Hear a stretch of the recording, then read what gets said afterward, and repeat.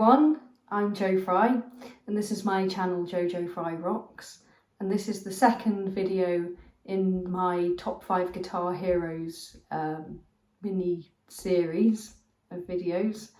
And today I'm going to be talking about someone that I consider to be my original guitar hero, really.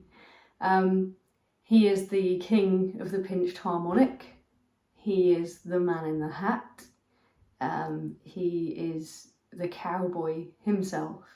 He has seen a million faces and he's rocked them all. It's Mr. Richie Sambora from the band Bon Jovi, who I'm sure you all know and maybe love. I mean, not many people can dislike Bon Jovi, right? I mean, they've had this 40-year career. They are huge, and even people like my partner, who is a big electro synth kind of guy, who his favourite band is Depeche Mode, and he thinks that Don't You Want Me Baby is like the greatest pop song ever written. But even he likes You Give Love a Bad Name and Living on a Prayer, actually. So, you know, that John is not everybody's favourite frontman. He isn't even my favourite frontman, actually, and we'll get into that later. But this is about my hero, Richie Sambora, and you can't talk about him without talking a bit about Bon Jovi. So yeah, this is their 40th anniversary year, so it seemed kind of timely to do as well. And just a little heads up, for those of you who are fans and who maybe haven't seen the documentary Thank You and Goodnight, which is on Hulu and Disney Plus, I do talk a bit about my reaction to that in the final section of this video.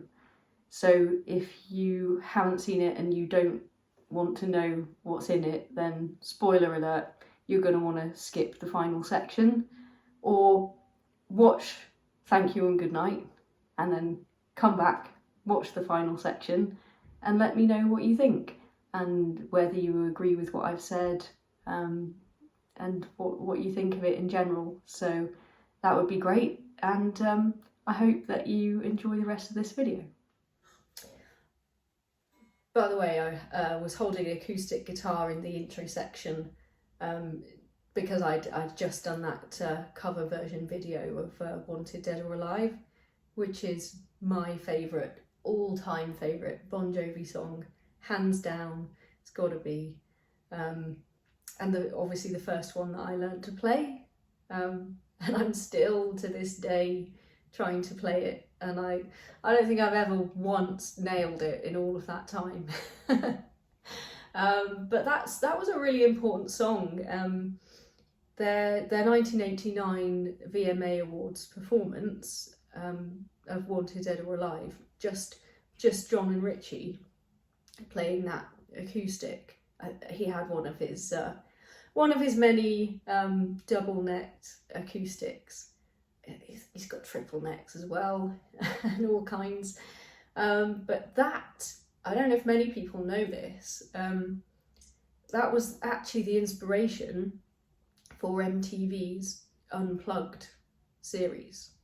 Like, they got the idea to do that, to get rock bands to record stripped down versions of their songs, basically from that performance. So I feel like that's a pretty important thing, in a way that they've influenced, and that Richie Sambora in particular has influenced music and culture in general, by kind of bringing back the acoustic guitar into rock, which was, I mean, that was awesome from my perspective, because I obviously started out playing acoustic guitar. So, you know, before I was kind of ready to to move on to electric guitar, and I did really want to. Of course, all the bands that I was into all played electric guitar, but it was really lovely. It was really nice for me to be able to see my rock guitar hero up there playing acoustic songs, a really kind of a stripped down version. And of course, you know, everyone knows that if a song can be played acoustically and it sounds good, then that's a real song. Like, that's a proper song, you know. A lot of my kind of, not argument necessarily, because I do like them, but a lot of, yeah, I suppose my beef a little bit with that, like the electro and pop and sort of, you know, those style bands like Depeche Mode, who I do like, but not as much. One day I remember watching a Q&A with them, and someone in the audience said, are you ever going to do an unplugged set? And they just looked at each other and they looked at this person and they were like, well, no. No. Oh, we're an electronic band. Like, what a stupid question. So yeah, that's kind of the first thing, I suppose, about Richie Sambora and his influence on me, and that song in particular that really inspired my playing, and it's such a fantastic riff, and I still can't play it. I know, it's unbelievable. But how did I get into them to start off with? I suppose because I didn't have things like MTV at my house, so I wouldn't have seen that VMA Awards performance in 1989 because I was 8, and also because we didn't have MTV. But a couple of years later, when I was really starting to develop my own tastes in music, I had a friend, my best friend at school, really, and she had an older sister. In fact, she had an older brother and sister who were still living at home, but they were kind of 18 and 20 something, and she shared a room with her older sister who was about like 8 years older than us. So and she was really cool. She was super cool. She kind of dressed in, you know, she had a leather jacket, jeans with tassels and pixie boots and kind of piercings. Like, she had like kind of piercings around her ear. You know, used to kind of wear quite a lot of makeup and had kind of the big hair and everything. And so in my friend's bedroom that they shared, she had all the posters of all the bands, Poison, you know, Bon Jovi, you name it. That, like, she had all the posters, and even some bands I probably still wouldn't know and haven't heard of. The room was just, I just remember it being plastered in posters of quite a lot of men who looked like women wearing makeup and women's kind of clothes and stuff, or kind of like cross-dressing pirates or something. But obviously that was the 80s, you know, and it was fantastic. And she had a lot of albums that she would put on, like, while she was getting ready to go out. We'd be like doing our homework or something. And I remember, I think it was the album New Jersey, actually, the first one that I heard. And there are some incredible songs on that album, and it just, I don't know, it just really caught my attention. And so I got my friend to make me some copies of her sister's albums, like on cassette, because she had a tape to tape cassette. So she would make me copies of these albums, and then I could listen to them on my Walkman that I'd got for Christmas when I think it was the same Christmas that I actually got my acoustic guitar. So I still had that Walkman, you know, that was going strong for a fairly long time actually after that. So yeah, I would listen to those Bon Jovi tapes, like on long car journeys, you know, just sat at home. It was something that I'd listen to over and over and over again. Me and my friend used to write out, like we used to try and work out the lyrics and write them down. And I think they were probably all in the cassette inlays, but like we didn't have them. I didn't have them, so we'd kind of sit and write it all out. And yeah, I just remember getting really into the music, and then the big songs, you know, You Give Love a Bad Name, Living on a Prayer, and those kind of things. And I remember watching, also I think her sister had a VHS tape, a video of kind of like a bit of a documentary, a bit of a behind the scenes thing. It was called Slippery When Wet, something like the Bon Jovi story or something.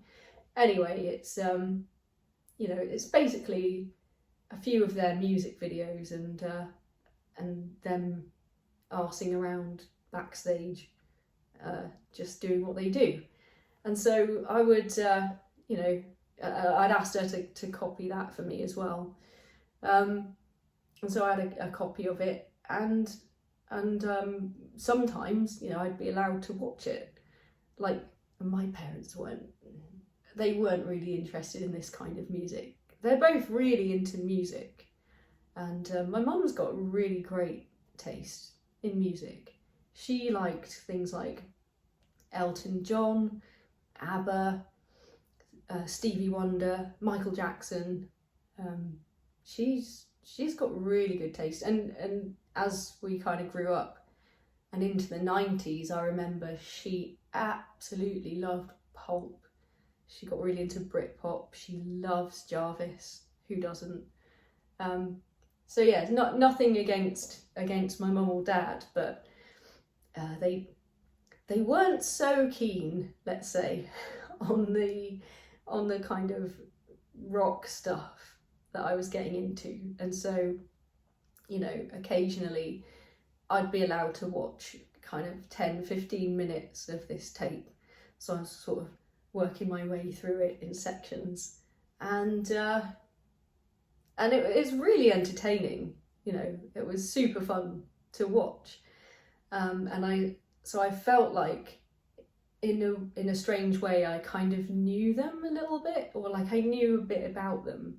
Of course, this was like pre-internet, so you couldn't stalk people online, and they weren't really the sort of band that, I mean, of course they were in the media, and the newspapers would write about, you know, their kind of huge shows and everything, when they were on tour and stuff, and when they had albums out. But frankly, you didn't really get a glimpse of what they were like as people or anything.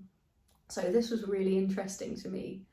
And the one kind of band member that really stood out to me, as a really super funny, sweet, likeable, really fun sort of guy was Richie.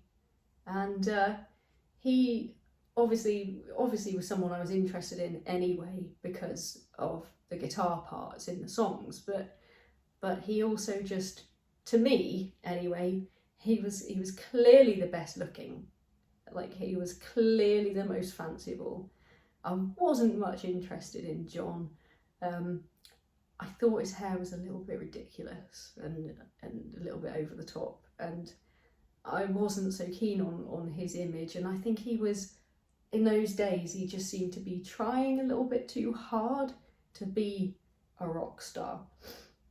And I'll come on to that when we talk a little bit more about the Hulu documentary. But Richie Richie just seemed to be really natural. He was really natural in front of the camera. He just has one of those personalities that's, it just comes through, it just comes across, you know. He seems warm and genuine, and he didn't seem to be trying to be something that he wasn't. And I kind of fell in love with him, I guess. So that's how I sort of discovered and got into Bon Jovi and Richie Sambora. So I'm going to talk a little bit about particularly Richie's playing style and techniques and things that have influenced me and frankly like helped me to become a guitarist. And you know, I was in my teens, it was the mid-90s. As I said, they had sort of some of their biggest albums out in the 90s, and I've probably mentioned before quite a few times that I was an avid reader of Total Guitar magazine, for which I used to, you know, I used to buy it every month. I used to save my pocket money, and so whatever was in that magazine, that was what I would learn and practice and try to play. So, you know, it was by the time that I'd got into electric guitar and I had my Strat. Richie obviously was a big Strat guy. At least, well, maybe not in the beginning. I know he used Kramer's a little bit in the early days, but by this point, kind of in the mid-90s, he had his signature Strats, which was a huge inspiration in itself, in terms of me building this guitar, which I've talked about in the video about this guitar.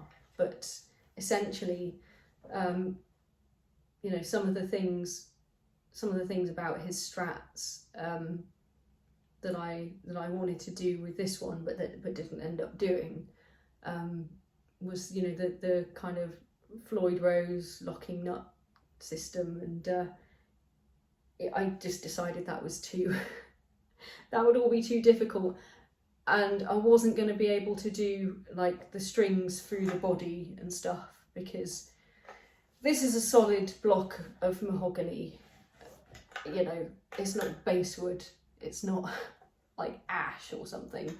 I wasn't up for doing that, so I kind of abandoned that idea. But one of the things that I had wanted to do, and I still kind of regret the fact that I didn't, was that I was fascinated with this active circuitry that he had, his onboard preamp, which is actually it's a button. It's actually a mid boost button.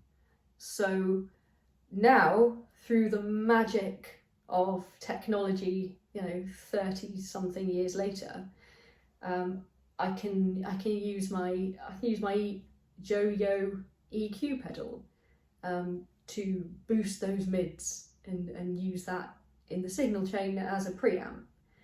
So I guess I didn't need it, but at the time I was a bit miffed that I couldn't do it, because, and I have said this one before, I remember saying to my science teacher who was helping me that, oh, you know, I really want my guitar to have active circuitry, because I want to sound like Richie Sambora.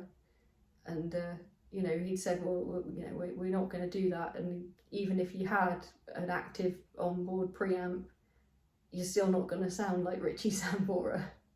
So fair enough. But yeah, that was obviously that was a huge influence, and I'd see him in Total Guitar with his, and the one that I loved was his Cherry Sunburst Strat with the star inlays. And again, like, I wanted, yeah, of course I wanted star mother of pearl inlays, but you know, when we were kind of, you know, drilling the the little holes and cutting the little dowel to kind of stick in as the inlays.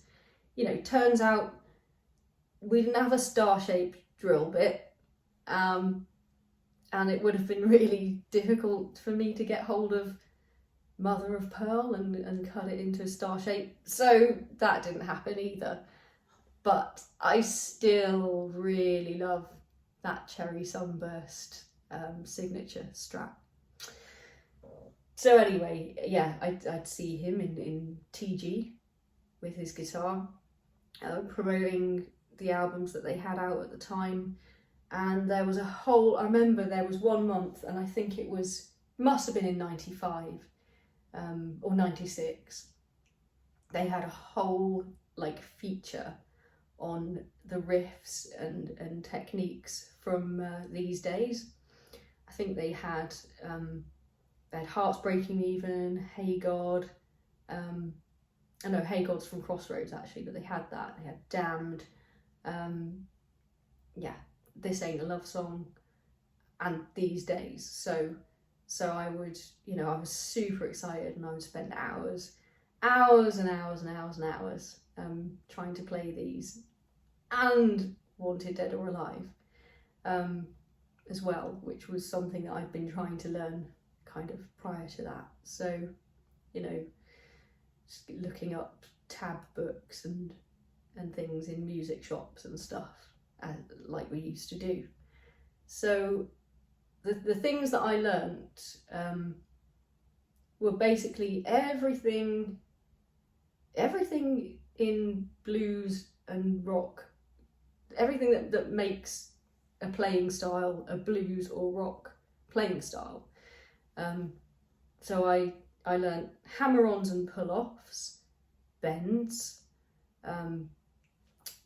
like using the tremolo arm, because I had one on my original Strat. So it was cool. Like, I finally found a use for that, which really made me happy. But yeah, also because I was also learning like scales and modes and stuff, and obviously tried to learn like the pentatonic scales, which he uses quite a lot of pentatonic, like all rock guitarists do, I suppose. But this was my discovery of that fact, the kind of quite a lot of D minor to pentatonic, and Dorian stuff as well, which I think is what makes him sound kind of different from the rest, different from the crowd. So the kind of things like the use of sixths, for example, just for me, like, that made it sound different from quite a lot of the other rock bands at the time. Like that Wanted Dead or Alive riff.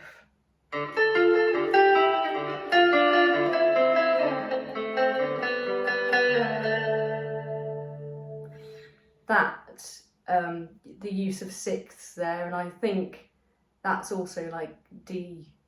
I think that's in D minor, is it? I think that just sounds so cool and so different, and it's got that sort of Western feel as well.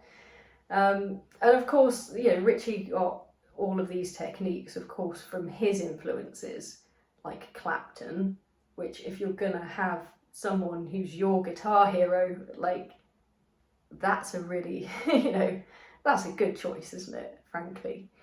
So yeah, he's got kind of Hendrix, Clapton, Led Zepp, all of those kind of guys are his influences and from his background and stuff. But he's also, because he was a session player, actually, so he was a proper pro guitarist to begin with. So he's got kind of quite a lot of musical knowledge, obviously, and a lot of technique under his belt, and he's got quite a lot of like different influences as well. classical, for example. Doesn't come out a lot in Bon Jovi, comes out quite a lot in his solo stuff, which we'll jump into a bit later. But he is, of course, king of the pinched harmonic. That is, I think, one of the coolest noises that you can make with a guitar. Certainly with single coil pickups on a Strat, although, you know, his Strats had a humbucker and the later ones didn't. But still, he, you know, his use of that pinched harmonic, it just, that squeal that you get in those Bon Jovi songs, You Give Love a Bad Name, you know, that's the perfect example of that. And unfortunately, that's something I'm still working on. I've never been able to, I just can't get, I don't know, I can't get the coordination.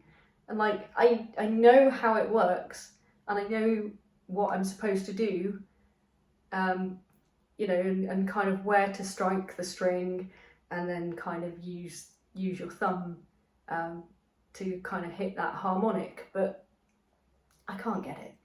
So I've unfortunately still never been able to do that, and hence why I will never sound like Richie Sambora. And that's not the only reason, but that is one of the reasons. But I love it still, and I'm still trying to practice that. I'm still trying to get that right to this day. So that's, you know, basically, in a nutshell, I suppose, how he has inspired me in terms of technique, and in terms of like his signature style and the things that he does in his playing that have influenced me, or I've tried to emulate and kind of absorb into my playing, and it's been enormously helpful and useful, and so I just can't thank him enough for that. Additionally, you know, the things that I think are fantastic about his playing, and, you know, him as a musician and as a band member, as, you know, as part of a team, I suppose. Like, I really see him as a real team player, and you can see that, like, he's so talented in terms of composition. So I know that he's composed and arranged a lot of their songs, but also the composition of his guitar parts, which it's not really surprising in the sense that he was a session player, he was a session guy, so he's gonna know how to do this. He's gonna know how to write a super tasteful, but either catchy or, you know, a part, whether it's an intro or solo or a fill. He's just going to know how to write those parts that serve the song. That's like the number one rule. So all of his parts and all of his solos, they're not like sort of like the 80s shred, sort of indulgent kind of stuff that's hard to listen to, which I suppose that's one of the kind of things that initially sounds impressive, and as a guitarist you think, wow, and I'd love to be able to do that. But as a listener, as somebody, you know, appreciating music, that can be quite a hard listen, and nothing that Richie's ever done is difficult to listen to. Like, it's immediate, it connects with you, and he's such an emotional player. He uses the guitar like a voice. He makes it sing, and he plays out, you know, and his tone as well, oh my god, like, it's just the most beautiful guitar tone. And he plays out the emotion through the notes, and it's never too long, or it never outstays its welcome. It's always perfect for the song, whatever it is. And I just think he's a real master of that, both in Bon Jovi and in his solo stuff. So yeah, a bit more about kind of what I really like about Richie Sambora in terms of as a songwriter, and overall a singer and musician, I guess. He is primarily my guitar hero, but you can't kind of talk about him without mentioning his amazing ability in all these other kind of areas that, you know, it just suits Bon Jovi perfectly. I know that he did actually audition for Kiss. He auditioned for Ace Frehley's spot actually in Kiss, and I could see that, you know, and I think that would have been cool. It would definitely have been cool, but I don't think he would not have had the opportunity, I guess, to kind of write the kind of stuff that he did for Bon Jovi, because it's a different thing. But those big, epic, like, ballads, and the really emotional kind of writing, about, you know, there's so much soul in there, more so in his own stuff, but it does get into Bon Jovi, and I know it wasn't just him and John. They worked with some amazing songwriters, obviously Desmond Child, as everybody knows, but like loads of them, and I think it was, you know, Desmond Child was a big part of it, but so was Richie. And so those kind of perfect songs about breakups and heartbreak, and those are just exactly what you want when you're a teenager, when you're growing up and you're going through your first struggles with relationships, and trying to kind of find your way and navigate through those. And These Days is one particular album. It is my favourite, but it also really reminds me of that time and a particular person and a particular relationship. And all of those songs, This Ain't a Love Song, Heart's Breaking Even, Damned, My Guitar Lies Bleeding in My Arms, I love that. And that is such a good way to express it, because yeah, it's not so much with Richie, it's not so much a case of, while my guitar gently weeps.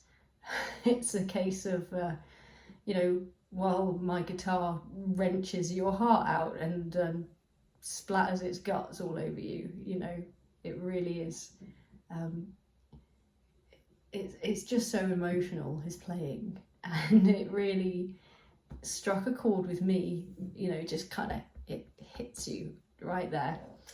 And it was perfect for getting me through that kind of first real breakup and everything. I just would listen to it over and over and over again, and then later on, you know, a bit after that, I would be, as I said, trying to kind of figure out the songs, work out the riffs, and try to play them and stuff. So that's a particularly special album to me. But obviously I love their older stuff and the 80s stuff and the massive anthems that they would write. But his solo stuff, I'm not going to talk about every single album, but just the first one, Stranger in This Town. So that came out in 91, and I wasn't, I didn't really get into it at that time because, you know, I was still big into Bon Jovi, big into, you know, getting into grunge and stuff. Actually, probably no, I wasn't, because I was 10.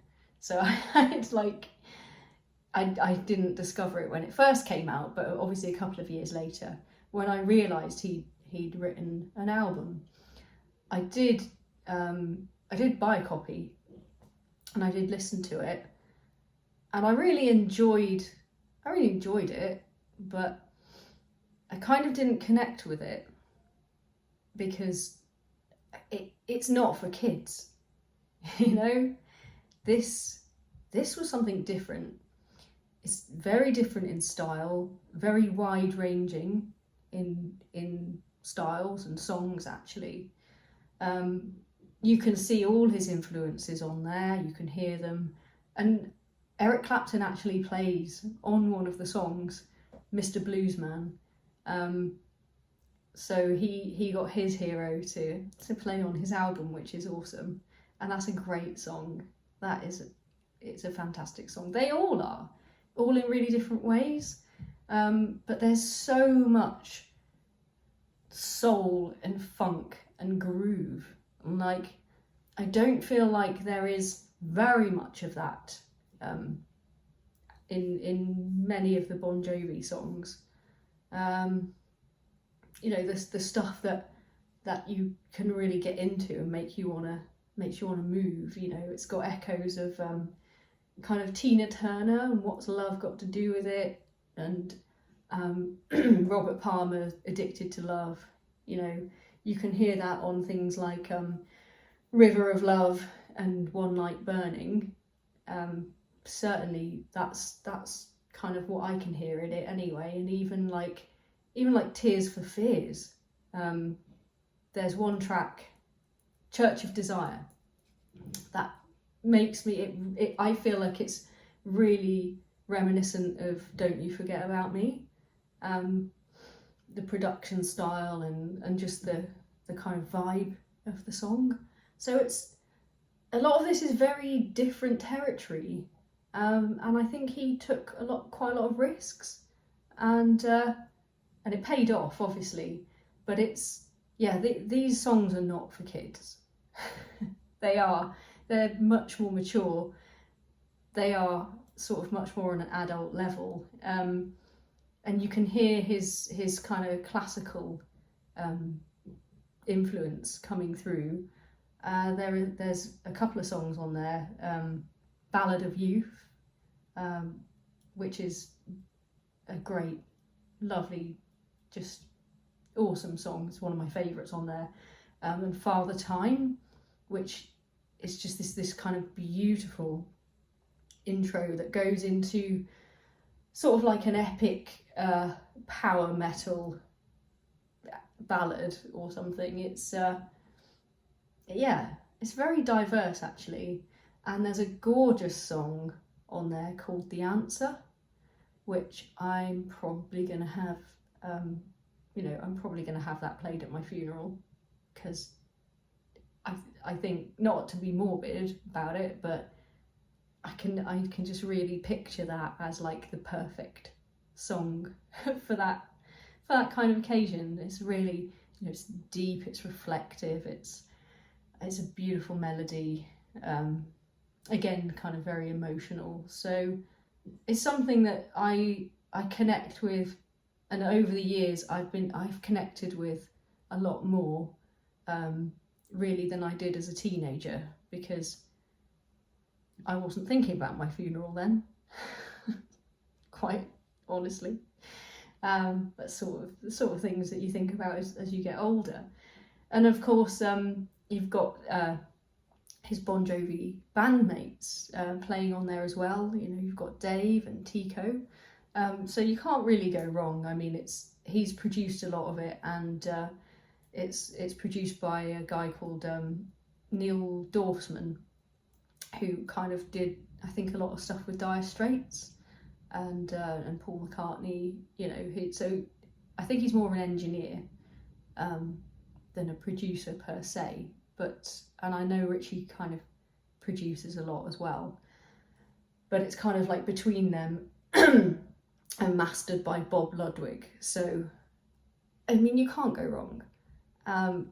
If you haven't already, if you don't know about his solo stuff, and he's done a few more, I think another 3 and one recently actually, which I haven't checked out yet.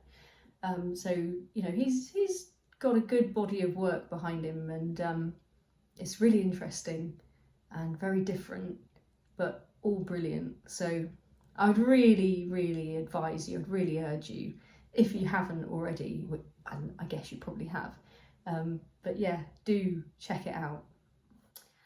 I'm just gonna finish this video by talking a little bit about the recent Hulu documentary Thank You and Goodnight. And I suppose if you've seen their induction to the Rock and Roll Hall of Fame, like a lot of this isn't, it's like just a really elongated version of that, which is basically John Bon Jovi's version. It's the narrative that he wants to present. Of course it is. And I have a problem with that, and I'm not saying that any of it isn't true. It's just, it's from his perspective. And his perspective is pretty skewed in a way. Like, I also think that the way he thinks he's coming across and the way he thinks that he's presenting things, and I think he thinks that he always comes out as the good guy, but it's actually a lot more revealing, I think, than he intends. He sort of gives himself away quite a bit.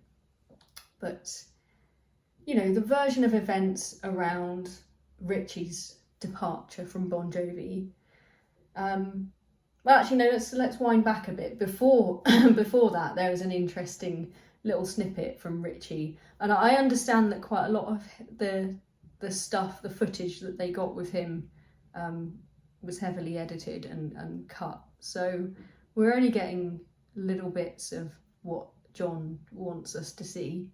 But he does make a comment in there about his partnership with John, about it being a 50-50 partnership with writing the songs and stuff.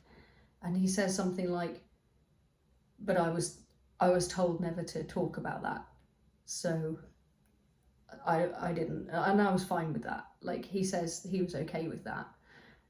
Not necessarily, I mean, he's credited, of course, in terms of the actual songwriting credits, and I guess they were happy with their share and percentage and everything, so it's not about that.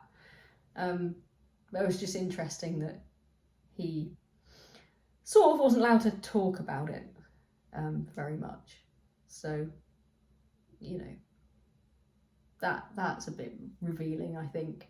And then, yeah, his departure in 2013, the way it's presented is that, you know, he'd been in and out of rehab a few times, struggling with addiction issues, which is really unfortunate. You know, I think it's really sad that, you know, he got caught up in all of that, as many of them do. And he fought, you know, he struggled really hard, but through all that time, you know, he was still playing, he was still writing, he was still part of everything. You know, I can't play Richie Sambora's stuff on a good day and not under the influence of anything at all. And, you know, he can do it even in that kind of state. It's just incredible to me. But obviously there were times when he couldn't, and he had sort of had to be replaced. Obviously Phil X had stepped in for him before a couple of times. But, you know, you'd think that these are things that you would be able to manage, you know. John always talks about himself as being like the CEO of a business, and that he's meant to be this great leader and everything. And I just feel like he let Richie down. It's not leadership. Like abandoning someone when they're struggling, that isn't leadership. You know, it's no man left behind. Blood brothers, you know, what happened to all of that?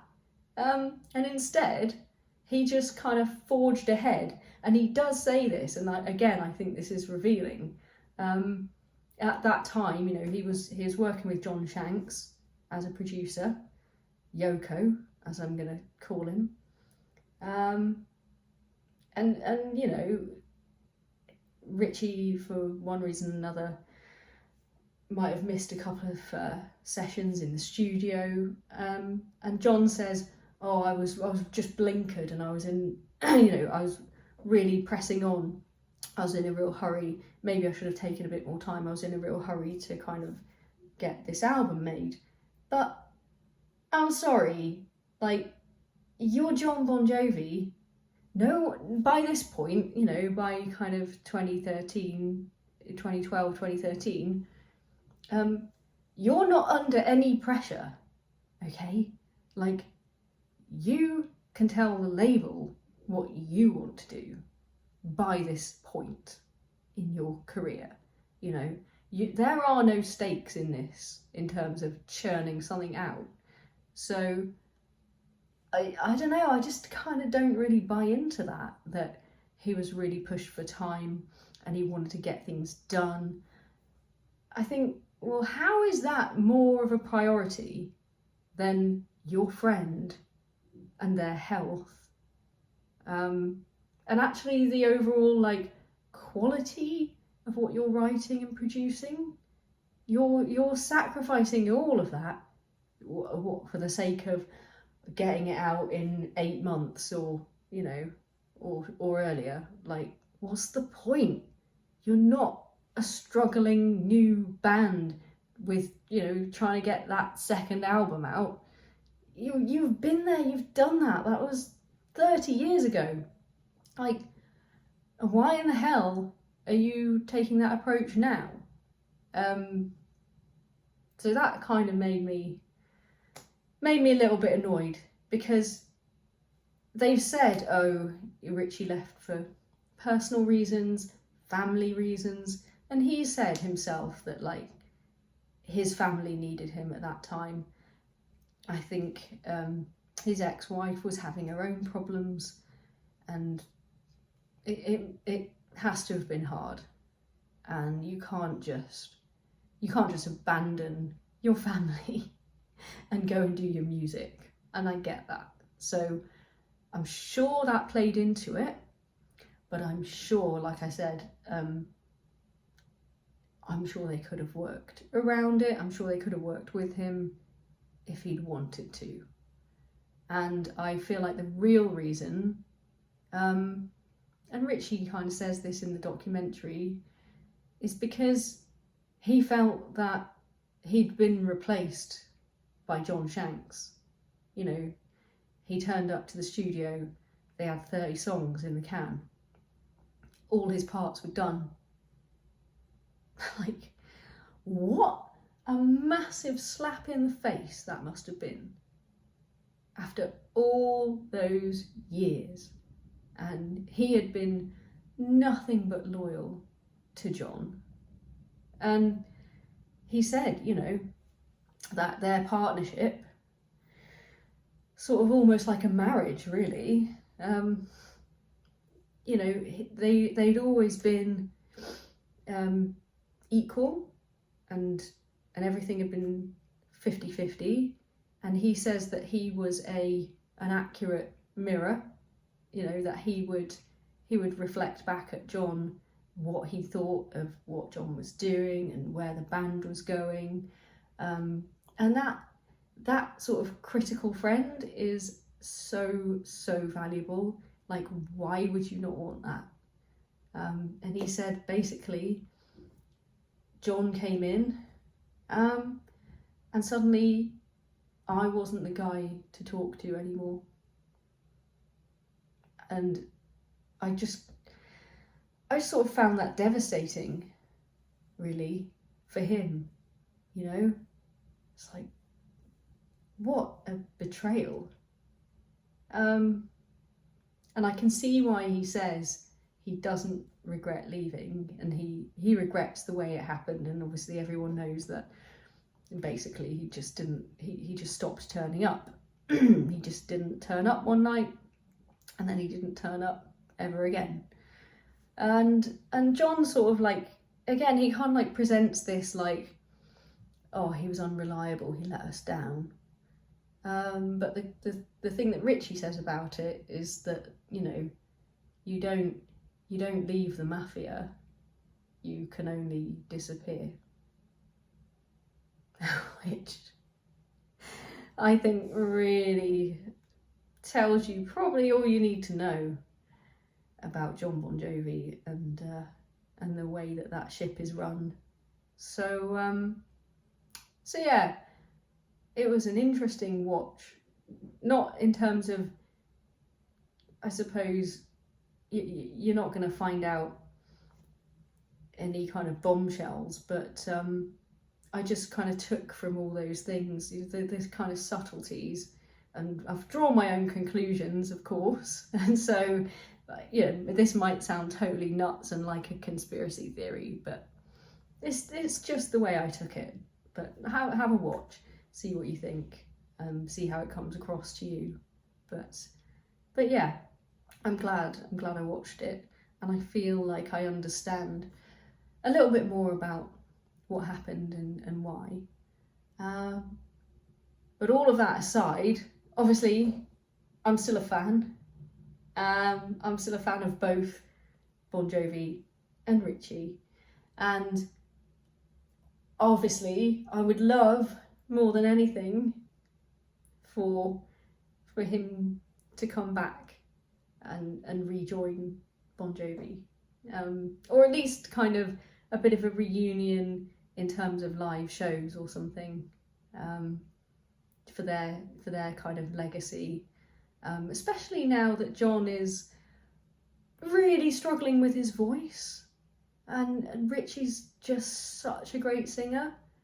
And again, I just kind of think, well, why wouldn't you want to be able to throw to him on those nights when, you know, on a couple of songs, you know that you're going to be struggling, and you know that he knows exactly what he's doing, and he can do it, and he can absolutely rip it, and that everyone will love it, and it's still a Bon Jovi show. I don't know. Anyway, who am I to judge? Like, who am I to tell Jon Bon Jovi what to do? I mean, it is Jon Bon Jovi. You know, he would probably turn around and say, kiss my ass, which would be totally fair. But anyway, I do hope that Richie's okay. He seems to be doing well. He seems to be all right. He's just put out some new stuff. So I'm going to go and have a listen to that. Thank you for listening to me. Please feel free to comment, and you know, let's have a chat about any of the things that I've talked about, and whatever you think about what I've said. But I appreciate that this was really kind of a long one. So it's probably more for sort of hardcore fans. But thanks again for listening. Thank you and good night.